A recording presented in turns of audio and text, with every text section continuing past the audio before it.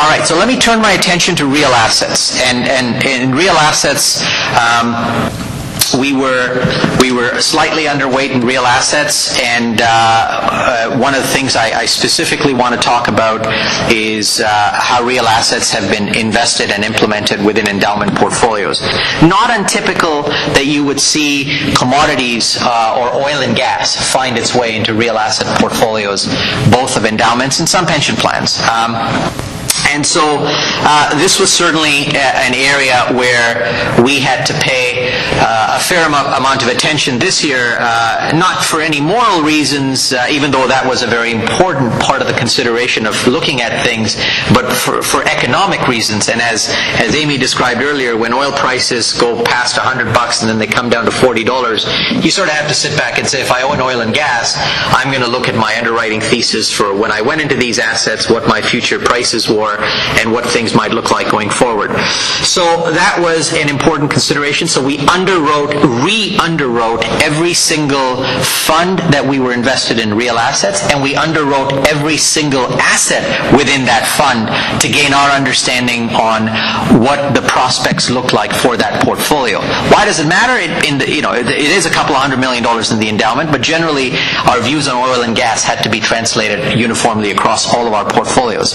Now, one of the very important lenses that we began to apply this year is that of sustainable investing. Sustainability is not just a fad. It's clearly become, I think this year, a very important conversation and a debate amongst our peers. And so this was a lens we applied. And in fact, today I feel good and pleased, and I want to congratulate everyone on our team and frankly the entire UC community, because this has been a long conversation for 1 year. And just today, we launched a document which is Sustainability Impacts Investment. And this document is a culmination of a year's worth of discussion on and feedback to us on the importance of environmental sustainability, social issues, and prudent governance practices as it relates to managing investments. The bottom line over the last year for us is that we've come to the conclusion that these beliefs are not things you can act in isolation, and they're not nice things to check a box on.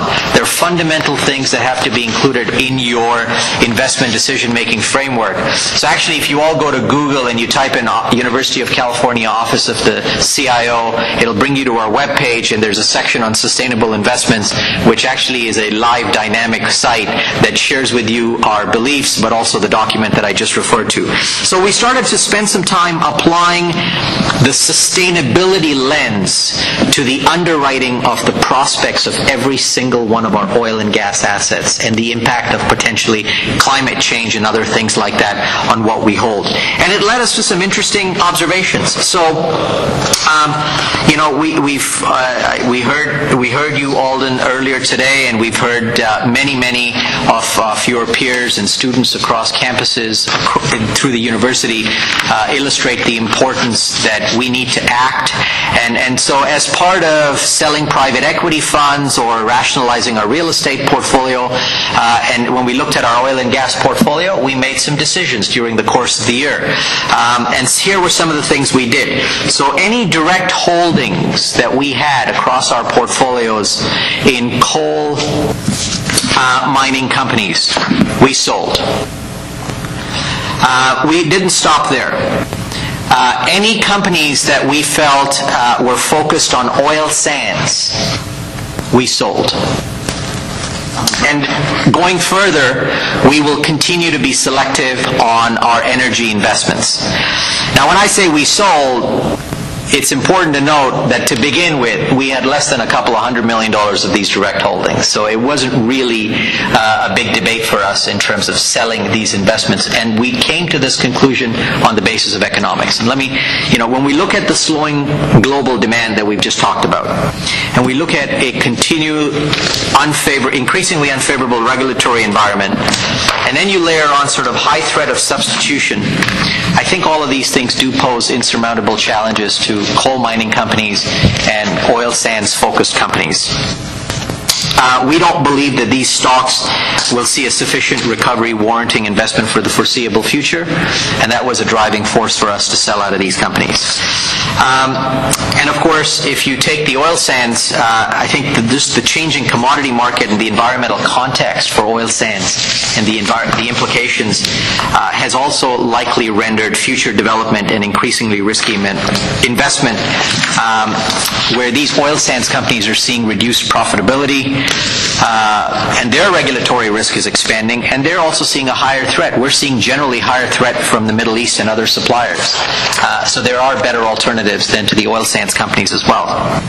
So this discussion and this debate does not stop at coal mining or oil sands focused companies. In fact, now we're here in California, and when you think about sustainability issues, let's think about agricultural land.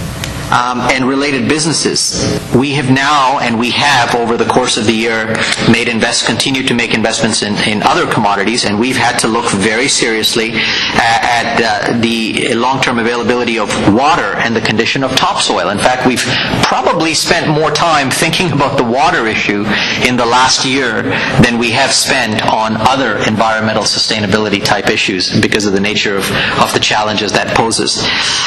And we've also been an active investor historically in electric utilities, infrastructure operating electric utilities. Going forward, I have asked my team from an environmental sustainability standpoint to include in any analysis we do of the future financial forecasts of cash flows, long-term carbon prices.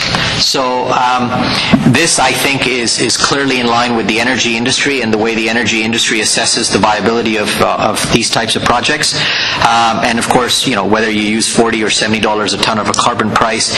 But the bottom line is I want these prices included into the capital investment evaluation process. And on that note, I've asked Amy Jaffe to work with some of our leading experts like Dan Kamen at the UC Berkeley and others who specialize in researching topics around carbon pricing and think about advising us on what the implications of these carbon prices are and how we should model them in electric utility type investments going forward. So for us, this is not just about here's a set of beliefs and set of values. We are going to be live and transparent about it on our website. We've gone one step further as part of our housekeeping and managing risks over the course of the year and selling our direct holdings, to reiterate, in coal mining companies, oil sands focused companies, and specifically spend a fair amount of time looking at water as we think about agricultural land. And going forward in any of our electric utility investments, we are going to include a carbon price to our assessment of the financials and viability of these companies. So I think I'm pleased with the far-reaching scope of the things we've done over the last year to get us started, and the journey has just started because this is going to be a dynamic conversation as the markets will remain dynamic in the oil and gas sectors. Bob, you had a question? Well, just like I kind of pushed a year ago on this selling our coal investments. Is this announced somewhere? I know it was a process. I know it was done for various reasons, but where can people see that we've done that? Because I think a lot of people are still questioning us about this, and they don't know that this has been done. Just now, and you were the first one to hear it right here. I hope we're doing this because of the investment consideration, not the social.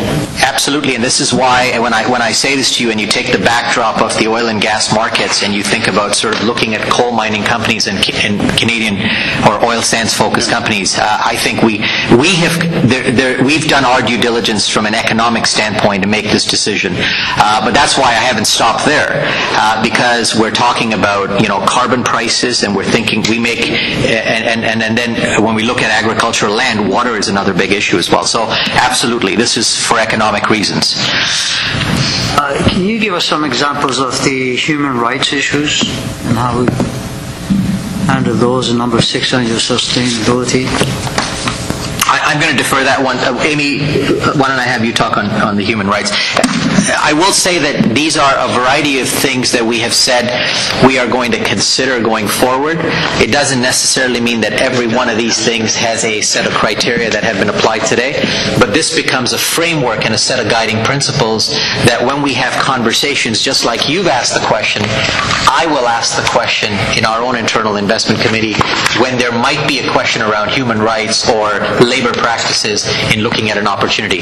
But you can add to that. So I welcome everybody to come to the website and look at the actual language and not just look at the headline for the, for ease of reasons you have to you put a number and a title. No, I read the language, so right. So when you think about public safety, for example, the UC did indeed make I think a more social decision not to invest in arms, in handgun, weapons companies, right? So you may have some decisions that are like that, but when you think about the risk of human rights, there have been a lot of different studies, and one of the things we're doing to help our public and our stakeholders is we're having on the website links where you could actually go and read the research that's come about in different areas. So one of the things that our own University of California professors at Davis showed that companies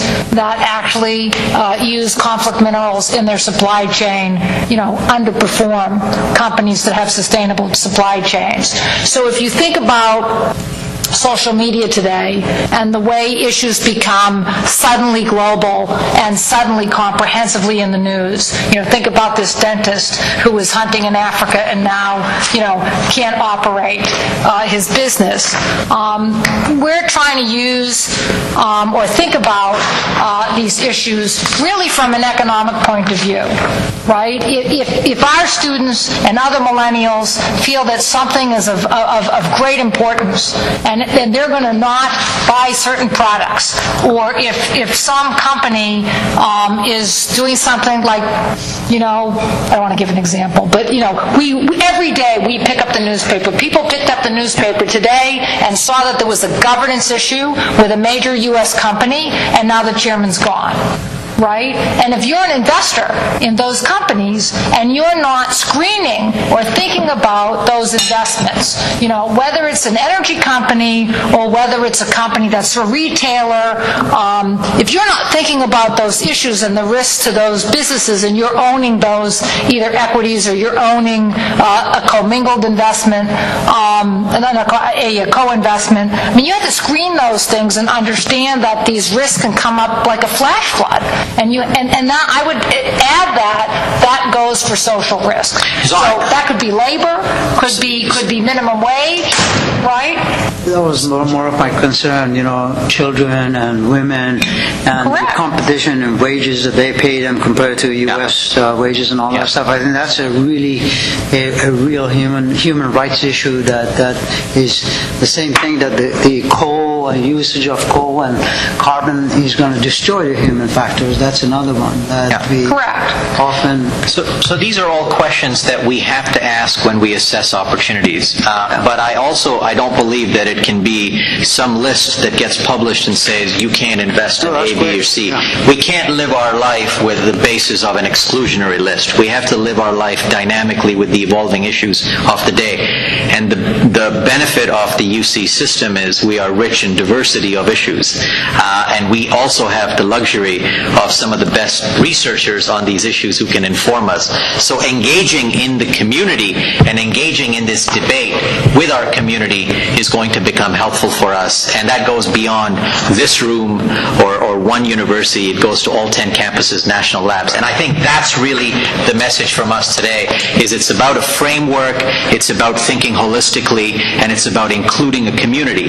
And to me, the other decision I have made is that, I came at this saying we're going to have somebody in our office who's going to be focused on being a director of sustainability. I quickly came to the view that that's just too narrow a way of looking at the world. In fact, what we're going to do is go one step further. We're going to create within the CIO's office really an Institute for Sustainable Investments, and that's where I've asked Amy Jaffe, with her joint role both in UC Davis and in my office to help guide this effort and bring on board fellows and researchers and others from our UC community to actually partner in our Institute for Sustainable Investment. So that's the benefit of the richness of our UC environment.